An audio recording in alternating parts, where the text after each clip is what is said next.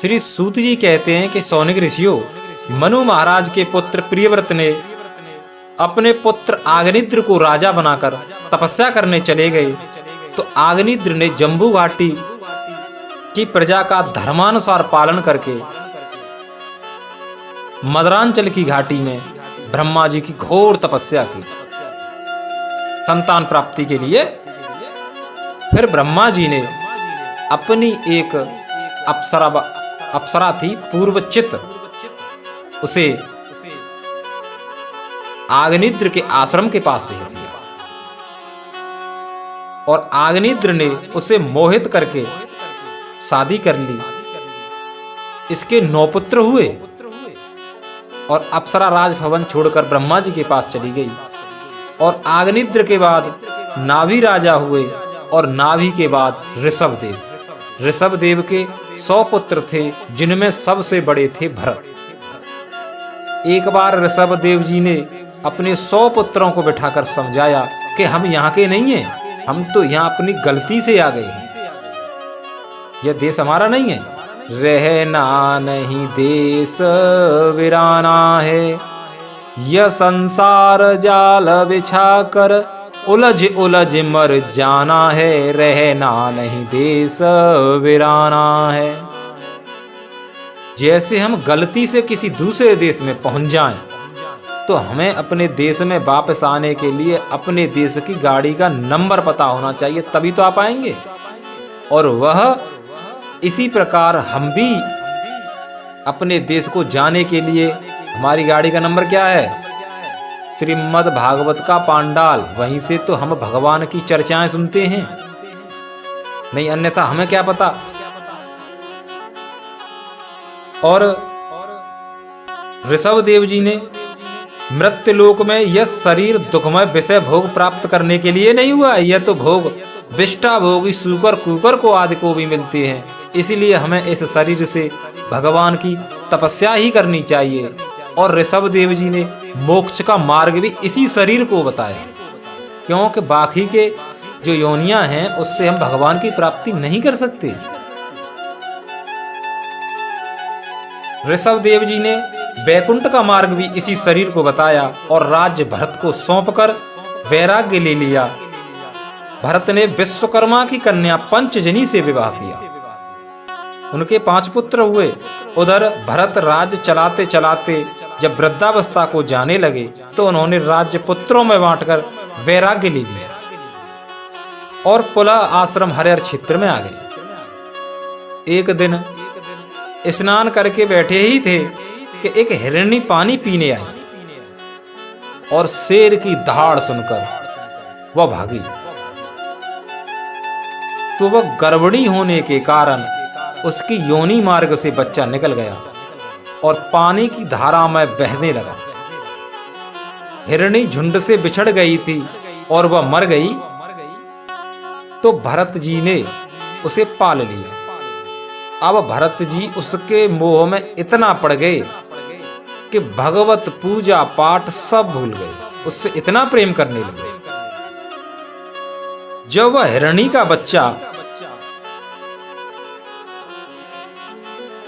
चला गया, तो उसके वियोग में भरत जी ने भी प्राण त्याग दिया।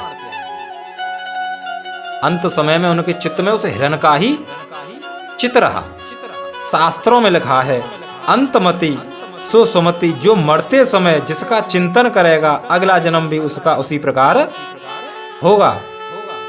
और उन्होंने अगले जन्म में हिरणी के गर्भ से ही जन्म लिया। लेकिन मृग योनि में होते हुए भी उन्हें पूर्व स्मृति याद थी, नष्ट नहीं हुई, क्योंकि उनकी साधना पूरी थी।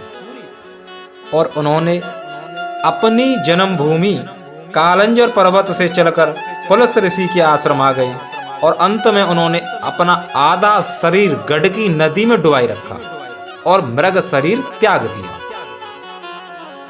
और इस बार उनका जन्म एक ब्राह्मण कुल में हुआ।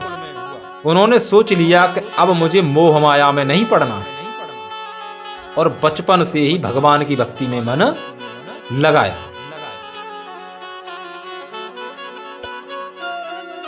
जब एक बार वह भगवान की भक्ति कर रहे थे तो घर वालों ने कहा, जाओ, तुम कुछ करते तो है नहीं, पक्षियों से खेत की रखवाली करो। उसी समय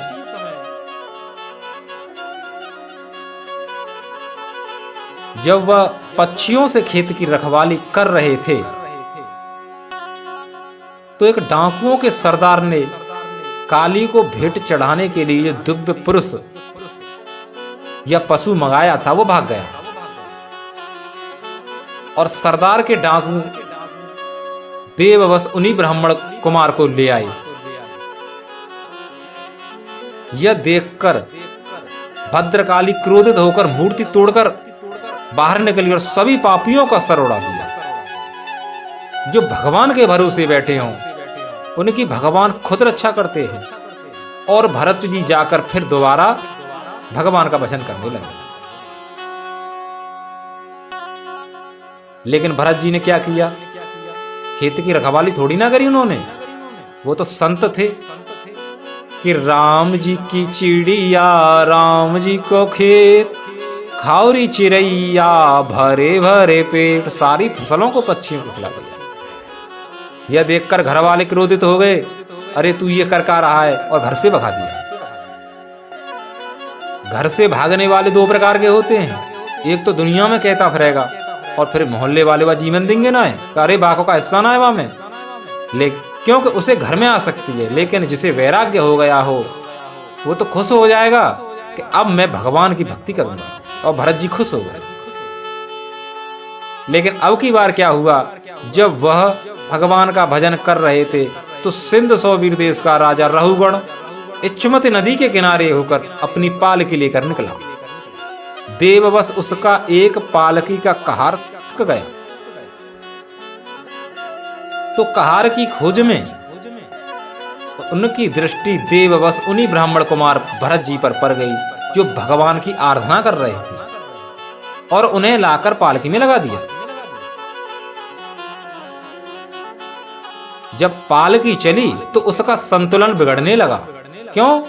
कि कहारों की चाल अलग और संत की चाल अलग। क्योंकि भरत कुमार नीचे देखकर चल रहे थे कि कोई जीव मेरे पैरों से कुचलकर मर न जाए। यह देखकर राजा ने भरत जी को बहुत ही डांटा कि तू जीते जी मर गया जो मेरी आज्ञा का निरादर कर रहा है। और पालकी का संतुलन बिगड़ा और पालकी गिर गई, राजा का सर फूट गया। राजा ने भरत जी को बहुत ही डांटा। फिर भरत जी ने उपदेश किया कि तू भगवान को ढूंढने जा रहा है, भगवान ढूंढने से नहीं मिलता। क्या हम भगवान को पहाड़ों में, कंदराओं में खोजें, तीर्थों में खोजें तो क्या हमें भगवान मिल जाएगा? नहीं मिलेगा ना। इसी प्रकार भरत जी राजा रहुगण को उपदेश कर रहे हैं कि भगवान ढूंढने से नहीं मिलता। भगवान तो जब कोई संत रास्ते में मिल जाए तो उसके द्वारा भगवान का द्वार अपने आप खुल जाता है। क्योंकि संत भगवान से मिलाने का काम करता है। और राजा रहुगण अपने आप को बड़ा ज्ञानी पंडित समझता था, उसका अहंकार नष्ट हो गया और भरत जी के चरणों में गिरकर उनसे क्षमा याचना की। फिर भरत जी ने राजा रहुगण का कल्याण किया।